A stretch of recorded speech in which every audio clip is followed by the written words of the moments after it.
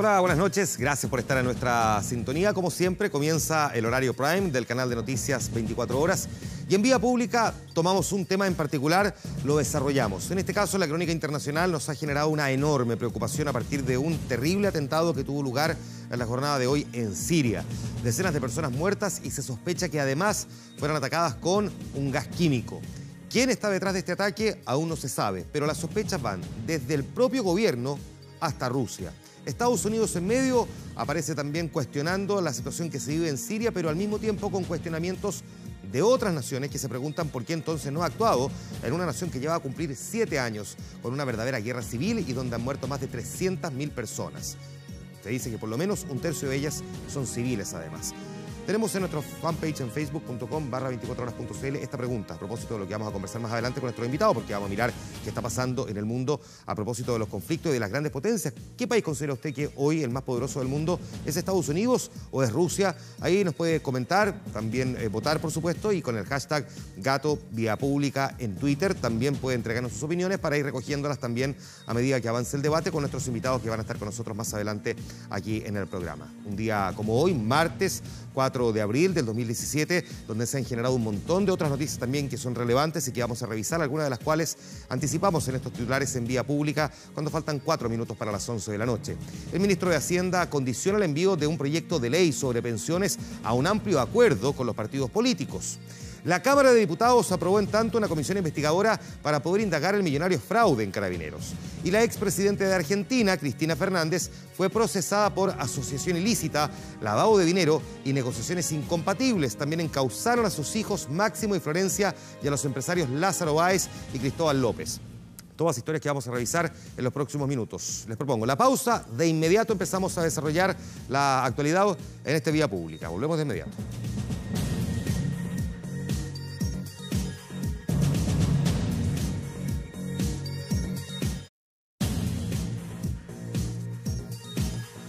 Comenzamos la revisión de la actualidad con la controversia del día que está marcada por esta frase: no se ha decidido incluso si se presenta un proyecto. Son palabras del ministro de Hacienda, Rodrigo Valdés, con las que encendió la polémica, poniendo en duda el envío de la reforma del sistema de pensiones al Congreso. Dichos que provocaron, usted se puede imaginar, la inmediata reacción ciudadana y también en la nueva mayoría.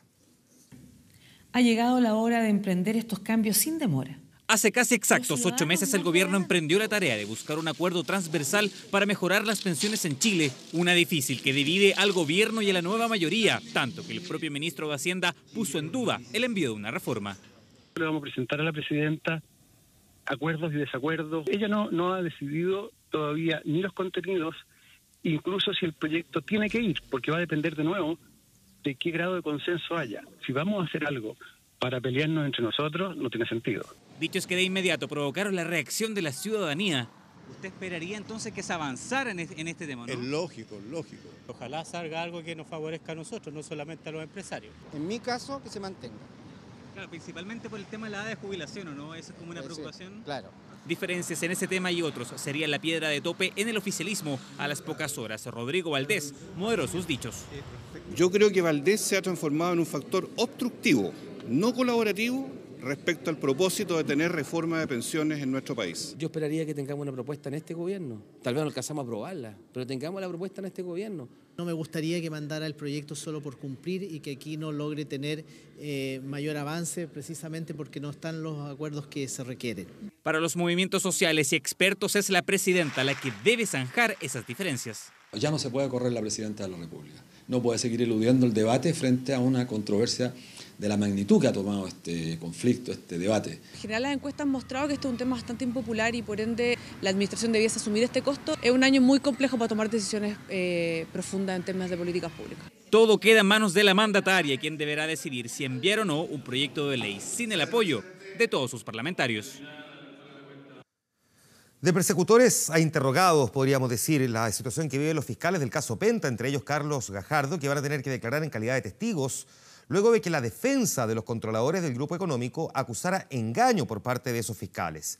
El Ministerio Público lo atribuye a una sola cosa, dice que es miedo. Son ellos quienes durante 2 años han liderado la investigación del caso Penta. Tomaron declaraciones, formalizaron y enviaron a la cárcel a los empresarios y controladores del grupo, Carlos Delano y Carlos Lavín. Ahora serán interrogados junto a un perito de la PDI. Se cite a declarar a don Carlos Gajardo Pinto, Pablo Javier Norambuena Arizaba. Una decisión adoptada luego que el abogado de los dueños de Penta acusara engaño. Ocurrió en la audiencia de reapertura del caso. Esa fue la petición. 2 imputados prestaron declaraciones autoincriminatorias bajo promesas engañosas formuladas por la Fiscalía.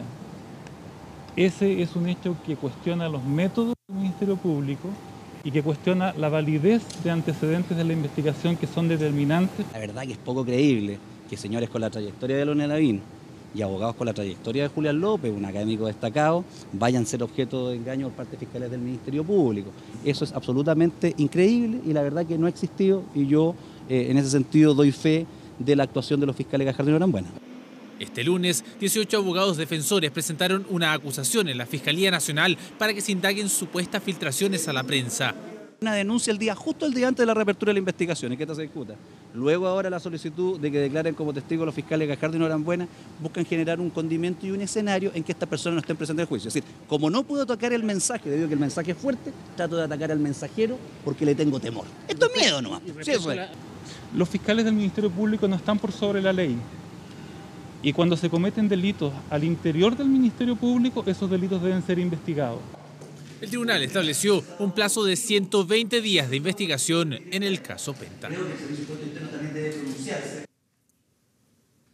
Y la defensa del ex senador Pablo Longueira pidió una audiencia de cautela de garantía para que el ex parlamentario pueda recuperar las especies que le fueron incautadas por las investigaciones del caso Soquimich.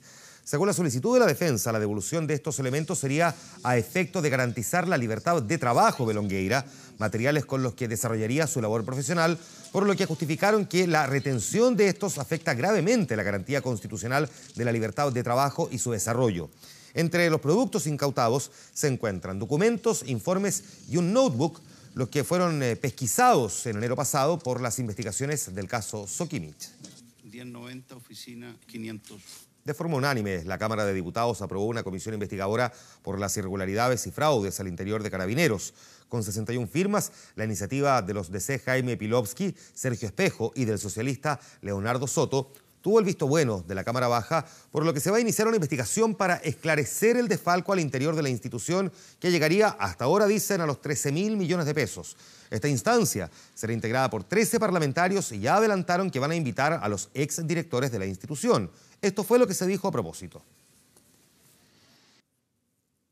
Lo que busca esta comisión investigadora no es dañar el prestigio de Carabineros, por el contrario, es devolverle el prestigio carabinero para que todo carabinero bien nacido se sienta orgulloso de pertenecer a la institución de Carabineros y no, lamentablemente, por el mal uso de dineros fiscales que han realizado algunos carabineros, vamos a enloar una institución que cuenta con más de 50.000 personas. Por lo cual, creo que es importante que se investigue, que se sepa la verdad, y sin eso podemos aportar. Para devolverle el prestigio a Carabineros, nosotros creemos que en eso hay una transversalidad y hay un acuerdo unánime, por eso no hubo votación. Aquí se trata de una serie de personas que no van a ser funcionarios públicos al momento de la citación y va a ser una invitación. No puede pasar, y esa es una de las preocupaciones que tengo, porque voy a ser uno de los representantes de mi partido en la comisión, en que muchas personas no acudan a la invitación que vamos a hacer a la Cámara de Diputados, aquellas personas que por acción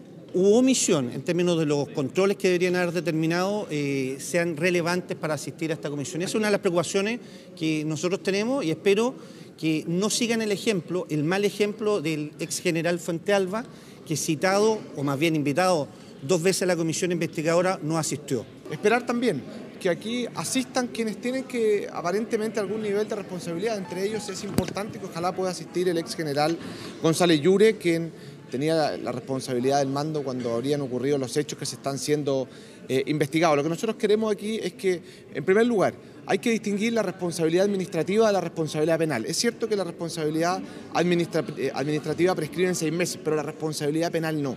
Y aquí es donde nosotros queremos hacer un aporte, queremos recabar información para después, dentro de las conclusiones, entre otras cosas, también entregarla a la investigación judicial. En segundo lugar, vamos a realizar un sinnúmero de investigaciones y esperamos que las personas que sean invitadas vengan a aclarar lo sucedido. Bueno, yo creo que a la luz de los antecedentes lo que resulta claro, y es por eso que tenemos una unanimidad hoy día en la sala, es que solamente estamos viendo la punta del iceberg de una situación en donde hay involucrados gastos reservados, potenciales dobles sueldos, malversación de fondos públicos y una maquinaria para delinquir. Por lo tanto, obviamente, necesitamos en este marco tener la mayor cantidad de información posible. Y con respecto a los invitados, yo creo que es muy importante que asistan, por ejemplo, el general González Llure, que es indicado en el plazo en donde se cometieron la mayor cantidad de potenciales irregularidades, y en ese marco a mí me parecería que sería también una muy mala señal y, digámoslo con todas sus letras, una aceptación también de responsabilidad si es que las personas que son invitadas a esta comisión no asisten.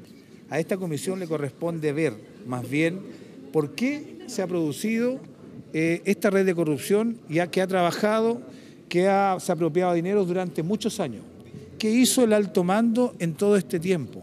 ¿Qué hicieron los mandos medios que tenían que fiscalizar y controlar a esta red de corrupción? ¿Cómo es posible, por ejemplo, que más de 30 informes de Contraloría que se evacuaron durante estos últimos 5 años, que advertían a Carabineros de Chile de todas estas irregularidades, hayan sido desoídos por el alto mando? Se habían determinado específicamente todos los problemas que había en remuneraciones, problemas que había en inversiones, problemas que había en la compra, incluso de suministro. Ciudadanos y legisladores podrían integrar la llamada Convención Constitucional, el espacio propuesto por el gobierno para discutir finalmente el contenido de la nueva Carta Fundamental de la nueva Constitución. Claro que para que el Congreso pueda convocar esta instancia requiere de al menos 2/3 en ambas cámaras. La oposición ya anunció, sin embargo, su rechazo. Soy Norma Yarzún y soy tesorera y secretaria de la Junta de Vecinos. 204.000 chilenos dialogaron el año pasado en los encuentros locales sobre cómo les gustaría una nueva constitución. La constitución que está no nos representa mucho. Fue la etapa participativa que culminó con las fases ciudadanas que nutrirán la futura discusión sobre el contenido. Un debate que se dará en una convención constitucional, según anunció este lunes la presidenta, al firmar el proyecto que reforma el capítulo 15 de la Carta Magna. Una instancia que podría ser convocada por el actual Congreso, pero que requiere de los votos de al menos 2/3 de la Cámara y el Senado. Prestarnos para una maniobra de carácter absolutamente político-electoral, con un gobierno ineficiente, incapaz de decir que lo que quiere cambiar, no va a contar con los votos nuestros, pero nosotros no estamos dispuestos. Si la derecha pretende retardarlo, impedirlo, probablemente va a demorar más y va a ser un punto esencial de los debates presidenciales. De ser convocada la Convención Constitucional, serán los parlamentarios en ejercicio quienes a través de una ley orgánica regularán cómo y quiénes la integrarán. Podrían ser ciudadanos o legisladores, incluso un equipo compuesto por ambos. Nos sorprende, ¿no es cierto? Siempre hablamos del proyecto habilitante que iba a ser el próximo Congreso, el que iba a tener que resolver entre 3 fórmulas, ¿no es cierto? Chile tiene que dar este debate y me parece oportuno que sea en tiempo de año electoral. Una iniciativa que adelanta el debate sobre el mecanismo de reforma a la Constitución, proyecto que al ser aprobado permitirá una disposición transitoria para que el presidente de la República consulte a la ciudadanía en un plebiscito si aprueba la nueva Carta Fundamental. El gobierno decidió ponerle urgencia al proyecto de educación superior y podría ser votado el próximo martes en la Comisión de Educación, precisamente. Luego de pasar 9 meses de haber sido ingresado al Parlamento, el Ejecutivo decidió entonces otorgarle urgencia, que en este caso es suma urgencia, reactivando una iniciativa que ha tenido escasos avances. A raíz de esto es que la Comisión de Educación Superior acordó votar el próximo proyecto el día martes. Para que esto se pueda dar, es necesario que el Ministerio envíe las indicaciones a la iniciativa a más tardar el viernes. Entre los puntos a detallar se encontrarían el consagrar el Consejo de Rectores como el organismo asesor del Ministerio de Educación en lo que respecta a educación superior. Si es que el proyecto se aprueba dentro de la comisión, pasaría a una revisión en la Comisión de Hacienda y desde ahí a votación en sala de la Cámara. Franco Parisi vuelve a la contienda presidencial. El economista anunció oficialmente que será candidato, para lo cual deberá recolectar más de 35.000 firmas. En el Centro Cultural La Moneda y a pocos metros del Palacio de Gobierno, el independiente Franco Parisi lanzó nuevamente su candidatura presidencial. Esta es la segunda vez que el economista decide postular a la presidencia de la República, luego que en las pasadas elecciones de 2013 quedara en cuarto lugar con un 10,11% de los votos. ¿Qué va a ser linda la elección que se viene? No va a ser fácil. Por supuesto nos van a atacar, por supuesto nos van a pegar. Pero que les quede claro, que nosotros no nos vendemos. Mejorar las pensiones, aumentar la seguridad y dinamizar la economía fueron parte de sus propuestas de gobierno respaldadas por distintos movimientos políticos. Hoy día la política está para estos nuevos rostros, para esas redes sociales que dicen no a la política. Hoy día Franco Parisi los vamos a sacar a la calle.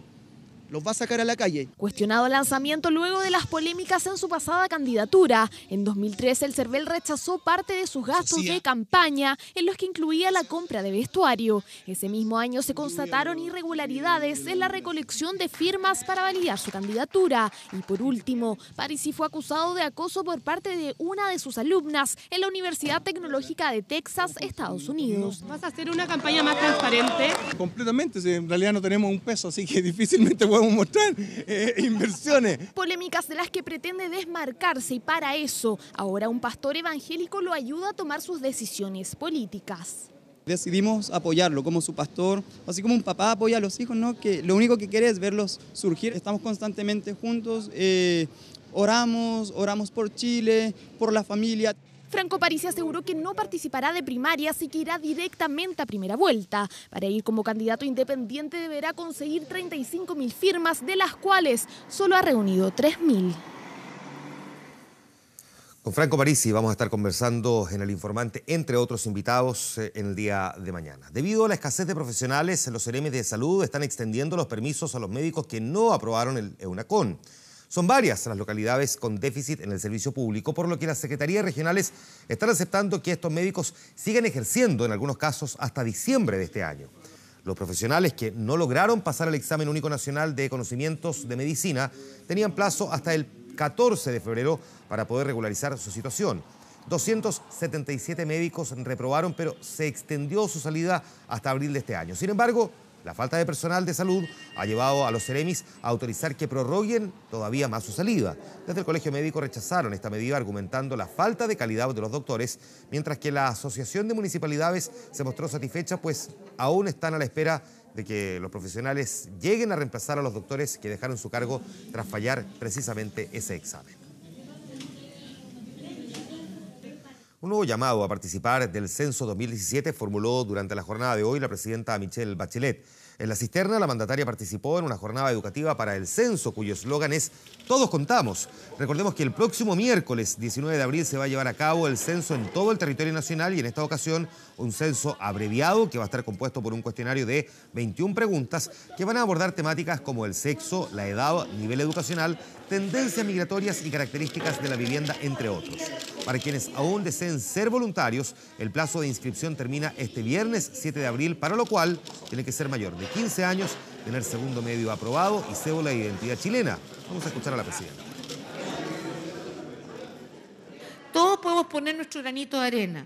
Por un lado, los voluntarios a censar o a supervisar que van a visitar nuestros hogares y que son fundamentales para que saquemos adelante tarea, pero también todos podemos contribuir, los ciudadanos y ciudadanas que también puedan quedarse en casa ese día para poder responder a todas las preguntas que se les van a hacer y colaborar amablemente con los censistas. Vamos a ir a la pausa comercial. Antes, les recordamos la pregunta que tenemos en nuestra fanpage en facebook.com/24horas.cl. Ahí la van a ver en nuestra pantalla. Queremos saber, porque vamos a conversar, por supuesto, de lo que ocurrió en Siria, las reacciones de Rusia y Estados Unidos y de por qué finalmente no hay intervención en este país después de prácticamente 7 años de una guerra. ¿Qué nación considera usted que es hoy la más poderosa del mundo? Y ahí están las dos alternativas, que fundamentalmente entre quienes se debate hoy día ese liderazgo. También nos puede aportar con su opinión, lo puede hacer a través de Twitter con el hashtag Vía Pública, así es que ya sabe, invitado entonces a participar de esta conversación en algunos momentos más. Nos quedan en todo caso pendientes algunos temas por seguir revisando. Vamos rápidamente a la pausa, rápidamente volvemos allí a Vía Pública. Espérenos.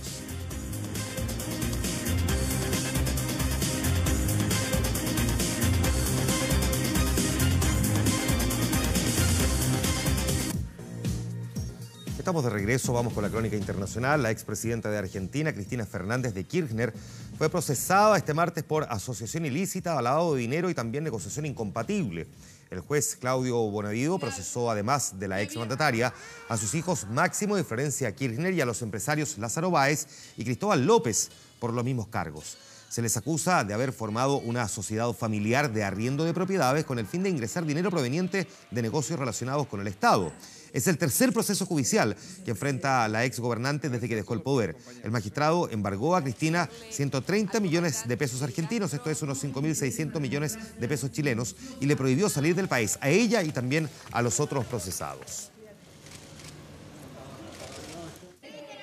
La Casa Blanca publicó el primer retrato oficial de Melania Trump, la primera dama de Estados Unidos, desatando divididas opiniones en las redes sociales. La exmodelo eslovena es ya la esposa de un presidente estadounidense que más ha polarizado la opinión pública de ese país en las últimas décadas. Y bueno, digamos que este retrato se ha sumado también a la controversia. De brazos cruzados, con una chaqueta negra Dolce y Gabbana y luciendo en la mano izquierda el regalo de aniversario de 10 años de matrimonio que le entregó Donald Trump. Un anillo de diamantes de casi 570 millones de pesos chilenos. Así aparece Melania Trump en el retrato oficial que tiene divididos a gran parte de los estadounidenses, al menos en las redes sociales. Mientras algunos alaban su belleza y elegancia, otros reclaman que la imagen tiene un aspecto anticuado y exceso de Photoshop. Varios también criticaron que el retrato dijera que se tomó en la residencia de la primera dama porque ella no habita en la Casa Blanca.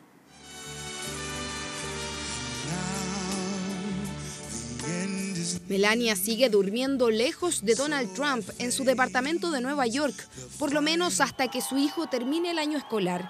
Su distancia con el presidente ha generado debate en Estados Unidos porque su seguridad en la Torre Trump cuesta más de 325 millones de pesos chilenos por día. We are deeply grateful to the millions of Americans who believe in my husband because they know he believes in you. Sus discursos son contados con los dedos de una mano y en el más importante causó polémica por plagiar uno de Michelle Obama. En enero, las especulaciones de su mala relación con Trump explotaron a partir de estas imágenes. Nadie puede dar certeza de ello, pero más de 250.000 personas ya han firmado una petición para que Melania se mude pronto a la Casa Blanca o ella financie su propia seguridad. El verdadero rol que cumplirá en la presidencia de su esposo también es una incógnita, pues muchos ya ven en Ivanka, la hija de Trump, la real primera dama. There's one first lady, and Melania will be an unbelievable first lady. She's a remarkable person. Pese a que dice no buscar un papel protagónico, Ivanka es quien acompaña al presidente de Estados Unidos a los viajes y reuniones oficiales. Tiene ya una oficina en la Casa Blanca y tendrá acceso a información confidencial, igual que su esposo, que sí tiene un cargo gubernamental como alto asesor presidencial. Si Melania tomará protagonismo en su cargo y disputará la autoridad con Ivanka, es una de las incógnitas más íntimas que deberá resolver Donald Trump. El Wall Street Journal está informando que el gobierno de Donald Trump también está, entre otras cosas, analizando imponer una serie de nuevas medidas en relación a los viajeros y turistas que provengan, pero de países amigos, no de este listado que el actual Estados Unidos, Estados Unidos de la era Trump, considera son países hostiles, sino que naciones como Francia o Alemania, y por lo tanto está desatando también una serie de controversias. De esto vamos a conversar, entre otras cosas, más adelante con nuestros invitados, con quienes además nos vamos a concentrar en lo que ha ocurrido hoy en Siria y tratar de mirar un poquitito qué está ocurriendo con la geopolítica a nivel global. Vamos a los deportes. La U viajó a Brasil para enfrentar mañana a Corinthians en su debut en la Copa Sudamericana, un partido que se va a jugar en Sao Paulo, un cuarto para las 10 de la noche, en un encuentro para el que quedó descartado Jan Bosellur.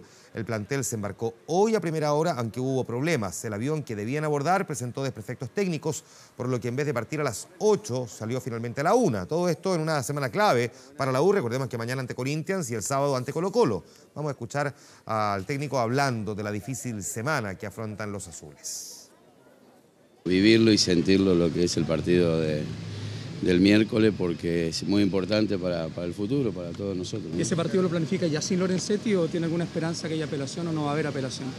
Bueno, eso ya es más del club en ese aspecto, pero bueno, uno piensa y tiene alternativas sobre ese asunto. Y su estreno internacional, por último, ¿cómo lo analiza su estreno internacional en lo personal con la camiseta de la U?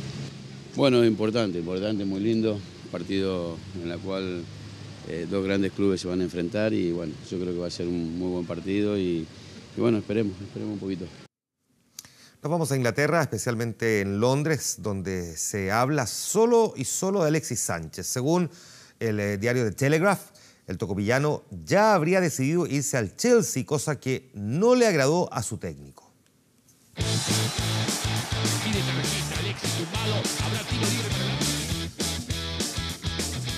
Me gusta mantenerme en una ciudad, en un equipo, pero un equipo que sea ganador, que tenga mentalidad ganadora de ganar títulos. Con estas palabras, Alexis Sánchez comenzó a dar pistas de cuál podría ser su futuro. Todo parece indicar que se quedará en la capital de Inglaterra, pero ¿se mantendrá en el Arsenal o se irá al Chelsea? Según The Telegraph, Sánchez ya tiene la decisión tomada. El medio británico publicó que Maravilla tiene al Chelsea como opción prioritaria una vez que deja a los Gunners en el verano europeo, desechando las ofertas de Juventus y Paris Saint-Germain. Cuando yo firmo un contrato, me comprometo hasta el último día con ese contrato. Y eso es lo que significa ser profesional. Lo mencionado por The Telegraph no le cayó muy bien a Arsène Wenger, que se molestó en la conferencia de prensa cuando le preguntaron por el futuro de su goleador que tiene contrato vigente hasta junio del 2018. No entiendo este tipo de ansiedad un año y medio antes del término del contrato. Es absolutamente negar lo que es ser profesional. El chileno quiere estar en un equipo con hambre de triunfar, con compañeros que muestren en la cancha una actitud ganadora. Cosa que avala una leyenda del Arsenal como Thierry Henry. No sé cuál es el problema con que alguien quiera ganar los partidos. Él es un líder, los otros deberían igualarlo. El método de juego de Antonio Conte, técnico del Chelsea, se ajustaría mejor a la mentalidad ganadora que Alexis está buscando.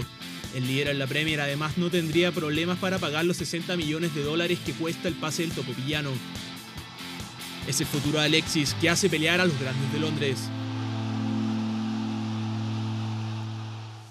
La otra historia que marca el deporte local no es tan alentadora, se refiere a esta historia que conocimos en la jornada de ayer y que ha tenido, digamos, evolución durante el día de hoy, lo que ha afectado al sindicato de futbolistas profesionales, el SIFUP.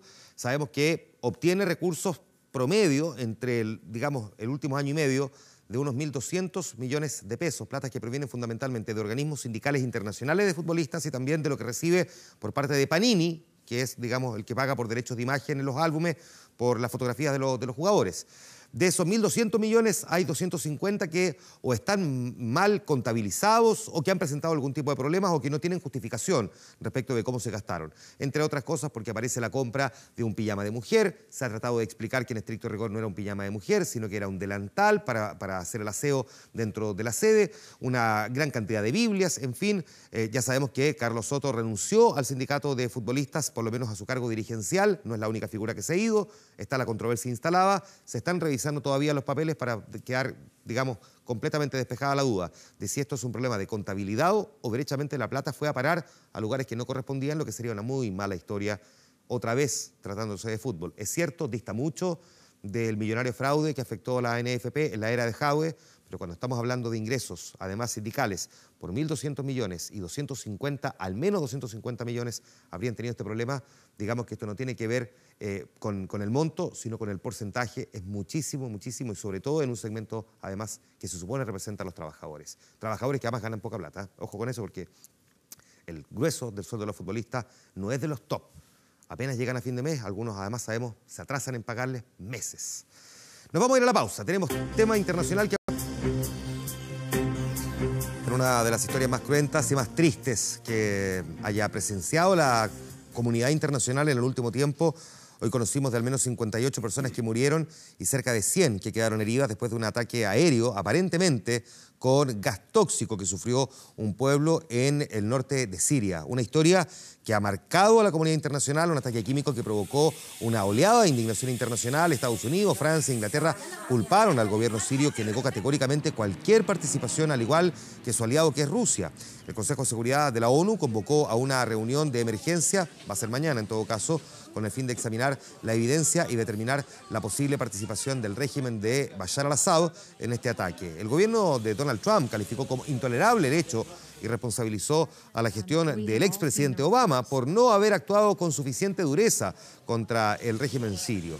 Este lugar donde fue el ataque es uno de los últimos bastiones rebeldes en Siria, luego de que las fuerzas oficialistas recuperaran el control de Alepo a finales del año pasado. Ahora, sin embargo, queda un tremendo manto de duda y, por supuesto, lamentablemente también un reguero de cuerpos producto de este cruento ataque.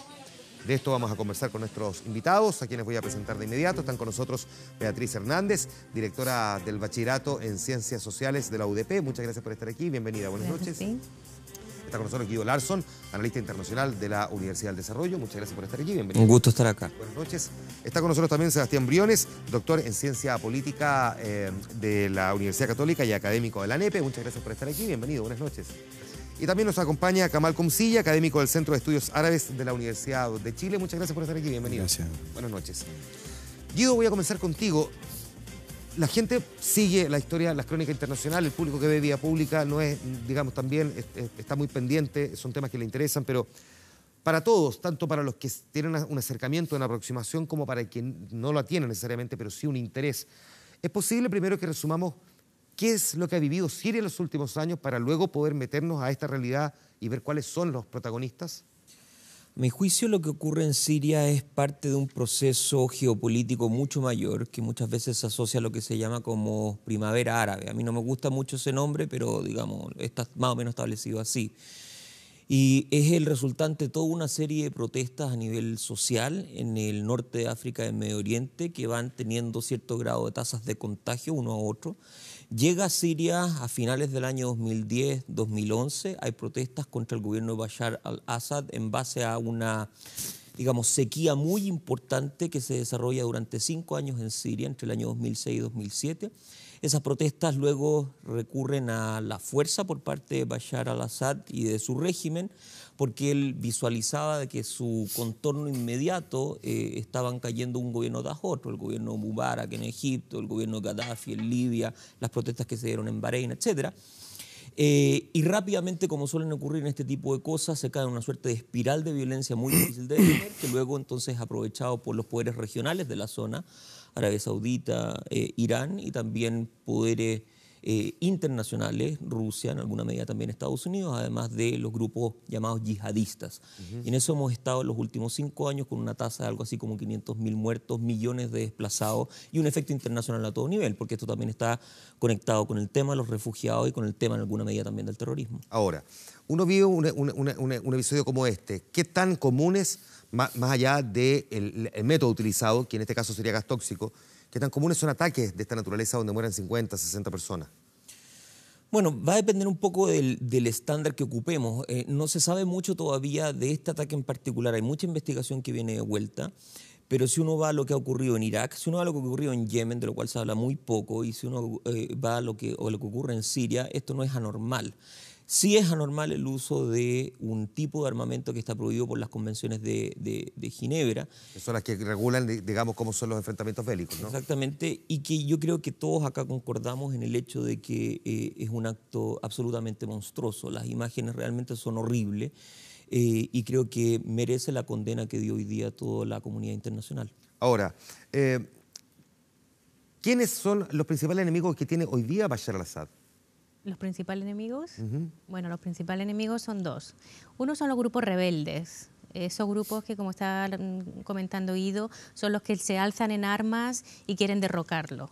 Y quieren tener una nueva constitución y unas elecciones libres. Y por otro lado, mientras que había una guerra civil, desde Irak llegaron también grupos terroristas que eran del Estado Islámico de Irak. Y juntos crearon el Estado Islámico de Irak y de Levante. Ahora, esos son los principales enemigos de Bashar al-Assad. ¿Podría uno interpretar que lo que haya ocurrido aquí es que Bashar al-Assad, porque una de las interpretaciones, haya estado combatiendo con alguno de esos dos grupos y que haya sido él el responsable de este ataque? Bueno, también podría haber sido Rusia. Por eso Rusia también ha dicho que no. Voy a Rusia en un momento más, me lo estaba guardando como plato de fondo, porque también creo que Rusia, además que tuvo su propio ataque en San Petersburgo, está viviendo también una realidad bien interesante, compleja, pero interesante en la economía internacional. Pero no habría que descartar que eventualmente sea un combate contra estos dos grupos y que eventualmente la responsabilidad sea del propio gobierno.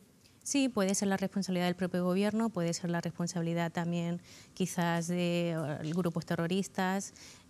Como decía Guido, se está investigando todavía. Mañana se reúnen en el Consejo de Seguridad justamente porque tienen que recabar toda esa información. Ahora, ya hay precedentes de que Al-Assad ha usado en el 2013 y recientemente en otra ciudad también gases. Entonces, no sería de extrañar que sea el propio gobierno el que lo esté haciendo. Que eso es, pues, Kamal, uno de los puntos probablemente más interesantes de una historia tan dramática. ¿Qué se podría pretender utilizando este tipo de elementos para provocar esa cantidad de muertes? Esto no es un bombardeo, no son misiles, no es un coche bomba, no es un atentado kamikaze, sino que es gas tóxico. Sí, mira, la verdad es que a veces cuesta explicarse ese nivel de brutalidad. Yo creo que en realidad no. Y en este caso, en el conflicto sirio, digamos, los niveles, han habido niveles altísimos, digamos, de lo mortífero de la política en cuanto a dirigirse a los bandos enemigos, digamos, sea de donde sea. Pero yo retomaría tu pregunta de antes, digamos, a Beatriz, porque yo creo que, digamos, la interrogante acerca de quién pudo haber sido. Podría ser detrás, y si uno puede descartar o no que el propio Bashar al-Assad. Claro, yo no sé si, yo no descartaría nada, pero la verdad es que lo veo difícil, porque si bien están esos precedentes a los que se refería Beatriz, el escenario actual, o sea, si es que hubiese sido, si fuera Bashar al-Assad, sería un acto bastante torpe de su parte. Porque el escenario hasta el último tiempo se estaba dando bastante favorable. La ronda de negociación en Ginebra, ¿cierto? La relación de Trump con Putin es bastante distinta que la de Obama. La opinión de Trump respecto de Siria, ¿cierto? De poner mucho más énfasis en la lucha contra el terrorismo y de haber dejado de lado hasta el día de hoy incluso de las menciones las condenas a Bashar al-Assad, ¿cierto? Que anteriormente, Obama insistía, ¿cierto? En que un futuro de Siria era sin Bashar.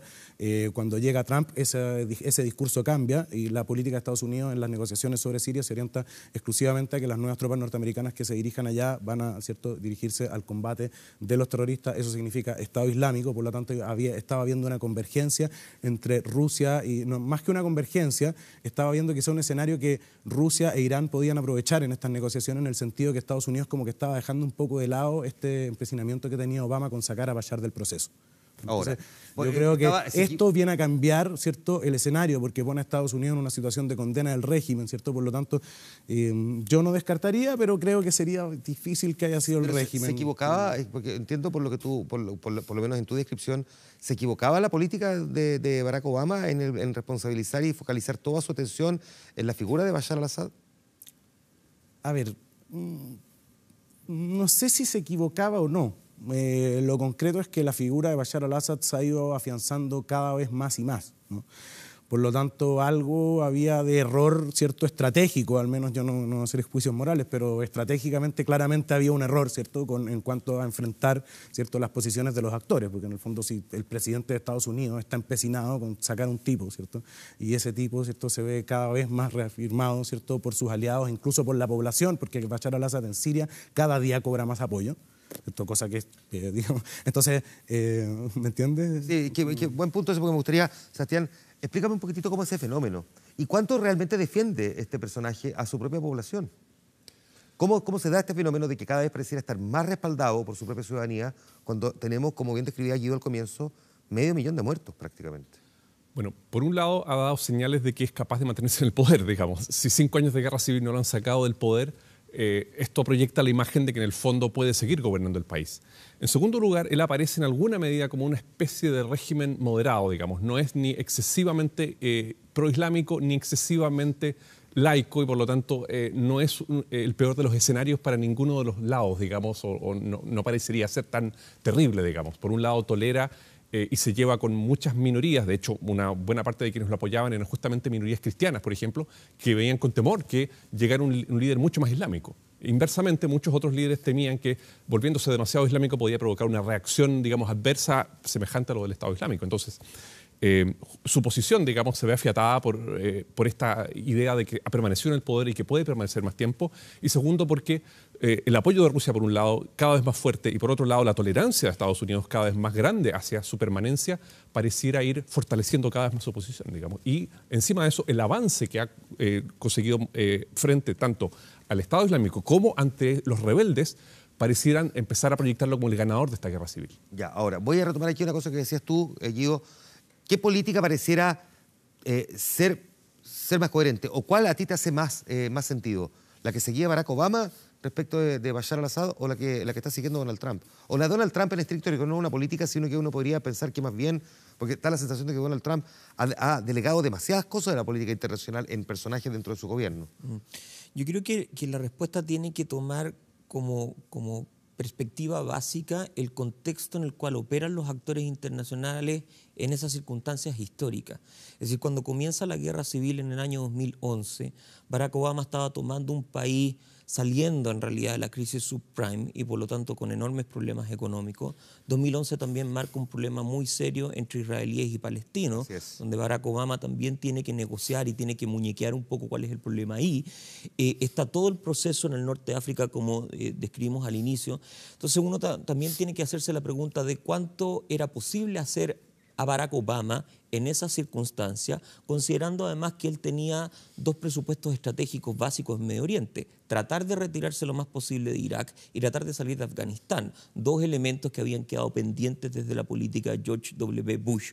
En esas circunstancias... Condicionado además, no solamente porque había una promesa en ese sentido que él hizo al comienzo de su gobierno, sino porque además se ganaba hasta el Premio Nobel de la Paz. Entonces era como, además pendía sobre él esa imagen del tipo que no iba a estar precisamente librando guerra. Exactamente, entonces hay toda una política de intentos de retiro y yo diría también de cierta reorientación hacia Pacífico que no terminó concretándose. Claro, pero viene todo este tema de la primavera árabe y hay que reaccionar de alguna manera. Ahora yo creo que hay errores de orden táctico más bien. Por ejemplo, esta idea de proponer una línea roja. ¿Para qué proponer una línea roja cuando eso ya manifiesta cierta posición que supuestamente para Obama va a ser intransigente, pero que aparentemente el régimen viola de manera inmediata? Y cuando lo viola y no trae consecuencias, eso le da una indicación al régimen de que puede operar con cierto grado de impunidad. Entonces, ¿es coherente esa política? Bueno, en esas circunstancias puede que sí, no lo sé. La pregunta es qué es lo que puede hacerse hoy día con una persona como Trump, que tiene cierto grado de acercamiento a Rusia, como bien dice mi colega, pero al mismo tiempo que aparentemente está dispuesto a aceptar el statu quo, ¿no? Y que no tiene muchas ganas de involucrarse a fondo en lo que es el conflicto en Siria. Y tú, Beatriz, dejabas pendiente una cosa que, o yo te dejaba pendiente una cosa que tú mencionabas, que es Rusia. ¿Qué actor tan complejo y qué papel está jugando en este caso? Bueno, en realidad Rusia juega un papel bastante dual porque por un lado es un socio estratégico de al-Assad, está ganando mucho dinero con la venta de armas, está interesado en esa guerra, evidentemente también le ha interesado por la parte económica, la parte de estrategia política, pero a su vez, y un triunfo de Obama, por lo menos para hablar bien de Obama, es que se llegó a un consenso en el Consejo de Seguridad y se consiguió dar una resolución para que haya una transición en Siria. Y para eso hay unas conversaciones de paz en Ginebra. La última recientemente fue en febrero. A estas alturas ya debería haber habido unas elecciones en Siria, ¿no? Entonces, esas elecciones, como bien estábamos hablando, si al-Assad es hoy en día mucho más popular que antes y se presentan las elecciones, probablemente las ganaría. Entonces, al-Assad no va a salir de la película. Seguiría permaneciendo como presidente, pero ahora elegido democráticamente. Ahora, mirado desde la perspectiva de la comunidad internacional, ¿por qué durante una parte de la jornada se decía que detrás de este ataque también podría haber estado Rusia? Lo que pasa es que Rusia le vende armas terrestres a Siria, pero además tiene aviones que sobrevuelan las zonas donde están los rebeldes y bombardea. Entonces sí, podría haber sido Rusia porque Rusia está continuamente bombardeando en Siria. Y gracias a Rusia, al-Assad sigue hoy en el poder, como estaba mencionando Sebastián. ¿Por qué ha durado 5 años en el poder? Bueno, gracias a Rusia, no solamente a porque es un presidente querido. O sea, por lo tanto, tampoco uno podría descartar que Rusia esté detrás de este ataque. Yo no descartaría nada. En el conflicto sirio yo no descarto nada. Hemos visto todo tipo de, digamos, de ataques, alianzas que poco se entienden. Bueno, ¿para qué hablar las comunicaciones, digamos, incluso los canales, digamos, oficiales de los países? Entonces, yo no descartaría nada. Ya. Hay una cosa que probablemente puede que a la gente común y corriente que ha seguido un poco la historia le sorprenda cuando ve que el tema es particularmente dramático. Se convoca a una reunión de emergencia en la ONU para mañana. ¿Por qué esperar 24 horas cuando se supone que el tema es tan grave? ¿Cuál es el rol que está cumpliendo la Organización de Naciones Unidas y particularmente el Consejo de Seguridad? Sí, bueno... ¿Y qué podría llegar a ser? Digamos, que a lo mejor la reunión da lo mismo que sea mañana, que haya sido hoy día, o sea, en 3 días más, a lo mejor su resolución va a ser meramente simbólica. Sí, bueno, en Naciones Unidas nunca es mucho más que eso, en verdad. Y, digamos, actúa de forma interesada, digamos, en relación a distintos países cuando lo impulsan justamente los miembros del Consejo de Seguridad, ¿no? Puede estar pasando una cosa muy importante, no sé, en Birmania, pero el Consejo de Seguridad reacciona frente a esto, ¿no? Es interesado porque es Rusia y es Estados Unidos, ¿te fijas? En ese sentido, claro, yo haría un paréntesis, digamos, tú antes preguntabas qué política es más correcta, si la de Trump o la de Obama. Yo creo que, digamos, no hay política colonial correcta. En ese sentido, si estamos, digamos, condenando el terrorismo, deberíamos también condenar el colonialismo. O sea, en ese sentido, ¿por qué está Estados Unidos en Siria? Esa es la primera pregunta que habría que hacerse, ¿no? Ahora, uno podría no hay política correcta o incorrecta.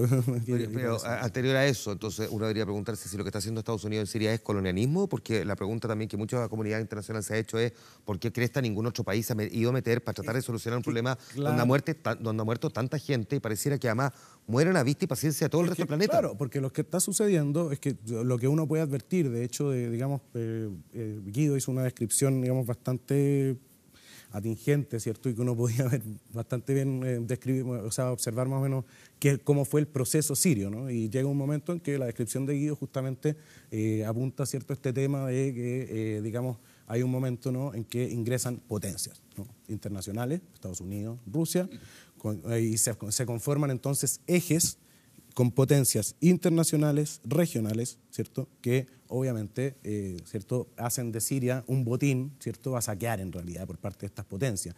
Lo que importa aquí no es Siria, no es la democracia en Siria, no es un régimen islamista o no para los rebeldes o no, ¿cierto?, son los oleoductos por los que Rusia va a pasar el gas, ¿cierto?, y por los que Irán va a poder pasar el gas y el fosfato y el petróleo que va a poder explotar Rusia, es el petróleo, ¿cierto?, que puede también, y el gas, ¿cierto?, en realidad por parte de Estados Unidos, ¿cierto? Aquí se trata, ¿cierto?, de posiciones estratégicas, se trata de un vecino fundamental de Israel, ¿no? O sea, en Siria no puede pasar cualquier cosa, no puede haber cualquier gobernante, digamos, no se puede dejar que pase cualquier... Estados Unidos no se puede permitir que en Siria, un vecino importante de Israel, esté cualquier gobernante, digamos. O sea, ya, está bien. Son otras cosas las que juegan aquí. Sí. Y evidentemente, claro, es un neocolonialismo que va a saquear, ¿no? Eso es lo que está sucediendo son dos cosas diferentes. En el siglo XX. Digamos. Son dos cosas distintas. Siglo XX y XXI. Está bien, pero son dos cosas distintas. Una es que tú intentes proteger a una determinada nación porque hay intereses geopolíticos detrás, como por ejemplo que sea vecino de Israel, o porque efectivamente por ahí puede transitar una parte importante de los hidrocarburos, o porque efectivamente tiene un componente que puede además generar alteraciones en el precio del crudo a nivel internacional, que además puede provocar una eventual debacle o contribuir a una crisis económica. Distinto es decir que van a saquear. Quiero saber si primero alguien está de acuerdo con esta afirmación. No. ¿Beatriz? No estoy de acuerdo. ¿Sebastián? Saquear probablemente no. Pero sí que tienen intereses más allá de los que acabo de resumir. Ciertamente, para Rusia es muy importante Siria porque es la primera base que tiene saliendo de el único puerto que no se congela para Rusia en todo el año, que es el puerto de Sebastopol en Crimea. Vladivostok en el Pacífico, Kaliningrado en el Báltico, Murmansk en el Ártico, Arcángel, son puertos que se congelan en algún punto del año. Sebastopol en Crimea es el único puerto ruso que no se congela y por eso en parte se anexaron, digamos, Crimea y se anexaron la ciudad. El punto es que cuando los barcos que salen de Sebastopol tienen que hacerlo en base a las normas de un tratado que tienen con Turquía. Y eso les impide sacar cualquier tipo de buque. Entonces, una forma de llevar o cargar cosas que no están permitidas por el tratado es llevarlas por vía aérea al puerto que tienen en Siria y cargarlas en los buques. Entonces, esa es la base de abastecimiento para Rusia. Por eso también es tan importante. Es la base de acceso para el Mediterráneo. Perfecto. Guido, respecto de este punto, porque, claro, Sabemos que Estados Unidos perfectamente podría, o Rusia o otra potencia podría meterse a otros países que lo están pasando también realmente muy mal. Tú recién citabas el caso de Yemen, del que nadie está hablando nunca, realmente nunca. Una nación además de características tribales que tiene de verdad un drama muy profundo también. Pero al mismo tiempo uno podría considerar que es el otro extremo, es que simplemente hay intereses muy particulares y no un interés en proteger a esa población. En el análisis político internacional, en general, creo que nos enfrentamos a dos desafíos como analistas. El primero es tener claridad en torno a dónde se encuentra la moralidad de lo que está ocurriendo, en saber determinar cuándo algo es bueno o malo, cuándo algo es justo o injusto. Y yo creo que ahí podemos concordar y podemos tener cierta heurística que nos permita determinar, acá estamos hablando de cierta injusticia y acá no. Yo creo que todos podemos concordar que una gran potencia incida en los asuntos internos de un país menor o un país más débil es algo injusto y algo inmoral. Pero la política internacional no se basa realmente en eso. La política internacional evidentemente se basa en intereses, en lo que Bismarck recalcaba como realpolitik, y en el intento de pesos y contrapesos en torno a los intereses internacionales. Entonces, si uno va a Rusia, por ejemplo, la razón por la que Rusia ingresa a Siria defendiendo al Assad no solamente es una tradición histórica. Con la familia al-Assad, los gobernantes rusos tienen una larga tradición que viene desde la Unión Soviética. También, como bien dice Sebastián, está el puerto de Tartus, que es muy importante para los sirios, pero también por el hecho de que Medio Oriente ha estado sufriendo reorientaciones geopolíticas, en parte por toda una serie de procesos que se inician en el año 2001 claro. Con los norteamericanos. Y cuando uno considera de que desde el lado europeo la OTAN se está ampliando hacia Rusia, de que los países del Báltico ya están más asociados hacia el lado occidental, de que a Crimea se le ofreció no solamente el ingreso a la OTAN, sino también el ingreso a la UE. Y están viendo que Afganistán tiene orientación hacia Washington y que Irak tiene orientación hacia Washington y que Arabia Saudita tiene orientación hacia Washington. Bueno, Rusia dice, tenemos que acá intentar nivelar finalmente la estructura de poder que tiene Medio Oriente. Entonces, me parece a mí que en esa doble vertiente, la del realpolitik y de la moralidad, yo tiendo más bien a orientar el análisis en la primera, que es como creo que históricamente se basa en las relaciones internacionales. ¿Qué puede uno esperar de Donald Trump? Porque digamos que sus aproximaciones a temas como este eran más bien leyendo la prensa. Digamos, él no es un político de larga trayectoria, no es una figura como Barack Obama u otros que de alguna manera tuvieron que lidiar directa o indirectamente con situaciones como esta, mirando, digamos, la historia hacia atrás de otro presidente. Él sí que es un outsider de la política. ¿Qué podría uno esperar de una figura como él en la toma de decisiones tan sensibles? De hecho, no envió a ningún representante a las conversaciones de paz en febrero en Ginebra. O sea, eso ya demostraba que no estaba muy interesado en la pacificación del conflicto. Pero la idea de que al-Assad se permanezca en el poder, que haya una solución pacífica de la guerra civil manteniendo a al-Assad en el poder, es algo que también se ha planteado la Unión Europea, no solamente Donald Trump. En el sentido de que para la Unión Europea, que estábamos hablando de todos los intereses que hay en el conflicto, la Unión Europea recibe muchos de los refugiados sirios y también tiene muchos intereses en que el conflicto se termine. Turquía también, hay muchos países involucrados. Entonces, en este caso, la Unión Europea también, la ministra de Relaciones Exteriores, Federica Mogherini, ella también dijo que también había que visualizar un panorama de Siria con al-Assad, ¿no?, como una alternativa. Yo creo que, como estaba diciendo Kamal, es muy extraño que haya tenido esta maniobra si es que realmente el ataque lo ha perpetrado al-Assad, porque todo parecía pensar que al-Assad iba a mantenerse en el poder. Aunque claro, la resolución de Naciones Unidas, que hay una resolución, dice que tiene que haber elecciones libres en Siria. Déjeme, porque se me está yendo el tiempo, pero déjame preguntarte, Kamal, también. Tuvimos un atentado en San Petersburgo, digamos. Rusia ha sido protagonista, pero también porque ha sido escenario de un ataque, sobre el cual también hay un manto importante de duda. ¿Quién podría estar detrás de esos ataques, así como más o menos con cierta convicción ya? ¿Y cuál es la propia realidad que vive Rusia en su propio territorio frente a hechos como este? Antiro, tengo que tomarme un segundo para responder respecto a la discusión que pusiste con mi término el saqueo. Sí, por supuesto. Es un asunto de análisis en verdad, uno puede pensarlo y tiene la atingencia que tenga el significante saqueo tiene que ver con las posiciones de clase. Ya el gran San Agustín en la ciudad de Dios hay un momento en el texto, ¿no?, que describe la situación en que un barco imperial se encuentra con un barco pirata y efectivamente lo intercepta, ¿no? ¿Y qué estás haciendo tú, pirata, aquí en el mar del emperador, ¿no?, en el mar del imperio? ¿Cierto? Y el pirata le dice, tú porque tienes un barco más grande, ¿cierto?, te llamas barco, en el fondo emperador, no, yo solamente porque soy un barco chico me llaman pirata, pero en realidad, ¿no? En ese sentido, claro, uno ve cuando hay, no sé, distintos, digamos, las dimensiones de distintos actos tienen que ver con la posición de poder que ostenta cada uno. Entonces, en ese sentido... Se entiende. Ahora el tema del... Es una figura literaria la que usas en términos de la... Aunque puede ser literaria en algunos casos, pero es literaria también la palabra. Te pregunto por Rusia porque Rusia es escenario también de un ataque esta misma semana. También ha sido protagonista o víctima. ¿Quiénes pueden estar detrás? Sí. ¿Cuál es esa realidad que vive Rusia en estos momentos? A ver, claro, el tema en Rusia, bueno, está complicado. A diferencia de otros atentados, no ha habido adjudicación hasta el momento. Entonces no sabemos quién estará detrás. Lo normal hubiese sido, ¿cierto?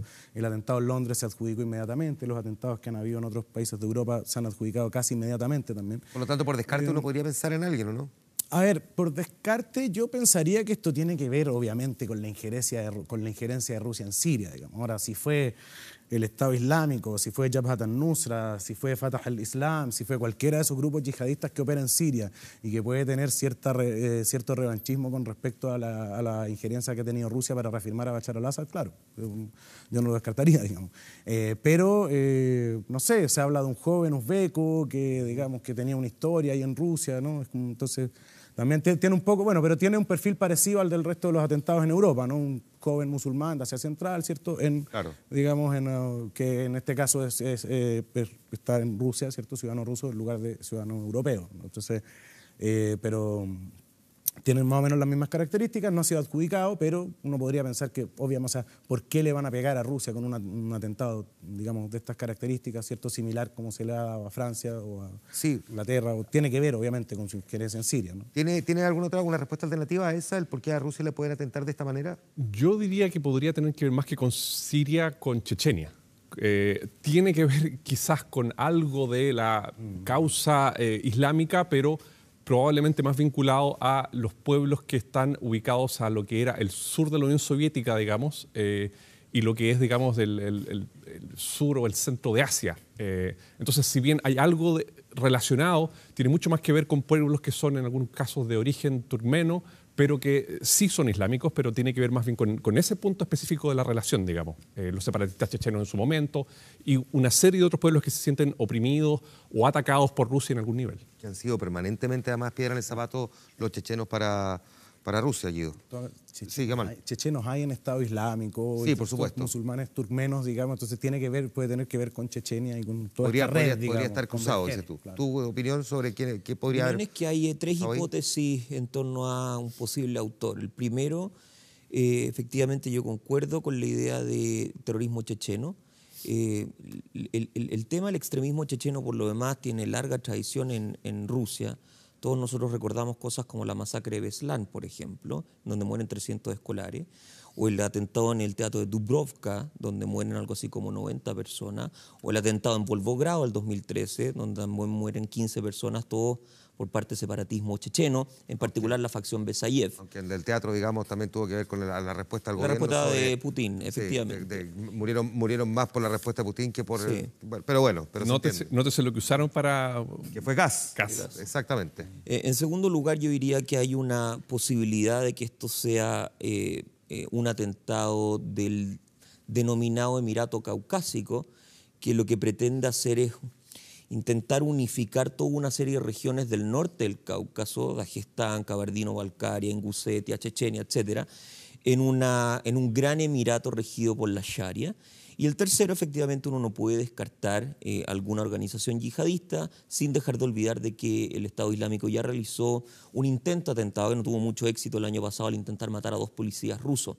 Entonces tenemos 3 hipótesis y si a mí me obligasen, digamos, a tratar de inclinarme por una de ellas, yo diría de que el separatismo checheno, por el modus operandi y por la larga historia que tiene de violencia interna en Rusia, es lo más probable, pero no podemos descartar nada. Así está el mundo. Gracias, Guido. Gracias, Kamal. Muchas gracias, Beatriz, Sebastián. A los 4, muchas gracias por haber venido a conversar durante esta media hora aquí en Vía Pública. Gracias. Vamos a la pausa. Nos queda pendiente la respuesta a nuestra pregunta ahí en nuestro fanpage en Facebook. Tenemos todavía algunas cosas que queremos comentarles. Volvemos de inmediato.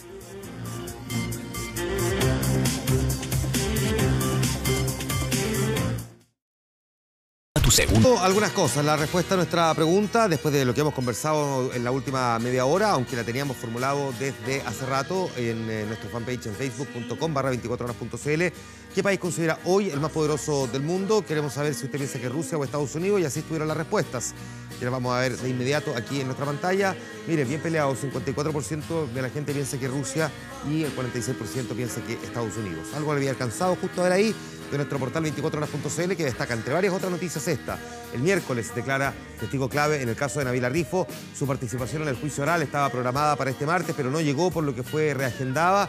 Es un familiar de Mauricio Ortega que habría tenido una participación clave en las llamadas recibidas por el imputado el día del ataque. Aquí puede leer toda la historia y, por supuesto, el resto también de las noticias del día. Estamos terminando, pero antes miramos cuánto es la temperatura que tenemos hasta ahora en Santiago. 14,6 grados, hay nubosidad parcial. Y vamos a ver cómo se van a presentar los siguientes 2 días.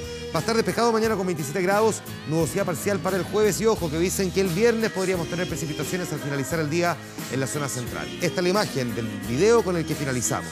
Se llama Real Love y es una de las últimas canciones de los Beatles, pero de las últimas que apareció casi a mediados de los 90.